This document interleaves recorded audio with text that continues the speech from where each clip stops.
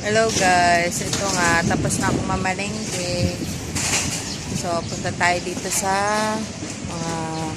dito sa likod ng kabilang building namin. So, ang dami-dami ng gamit guys. Oh, mga pinagtatapon na guys. Ayan. Meron ditong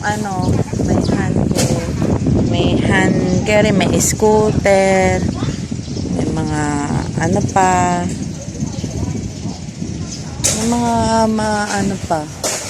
ayan, may oven, may rice cooker. Ayun o, gumagana pa yung stroller na yan, pero hindi ko na kukunin guys. Sino ba yung baby ko guys? Tapos ito, may pang matanda. Ano ba, mahal sa atin sa Pilipinas yan guys. O, tapos dito marami mga mga tinatapon na ayan, tulad niyan, ang dami, 'di ba?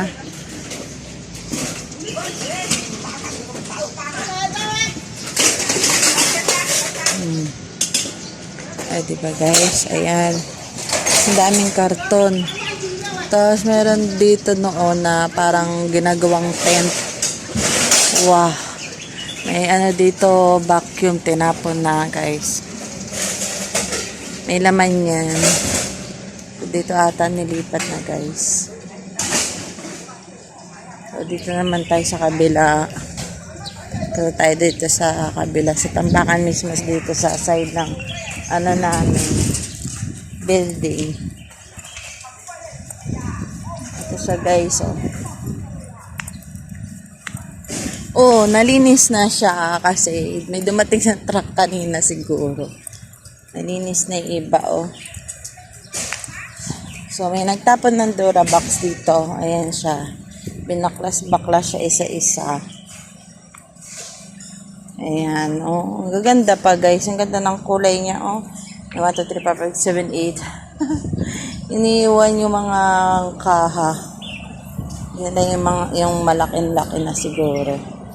And dito yan. Dito ang building namin.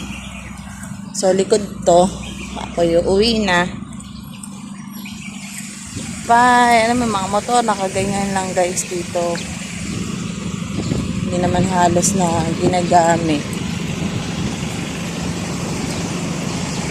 So, tayo uwi na. Ayan guys, wala tayo nakuha ngayon. At dito rin ako kuha. Aanin ko yung mga yun. Ang dami. Saka na pag magpa-storage na tayo.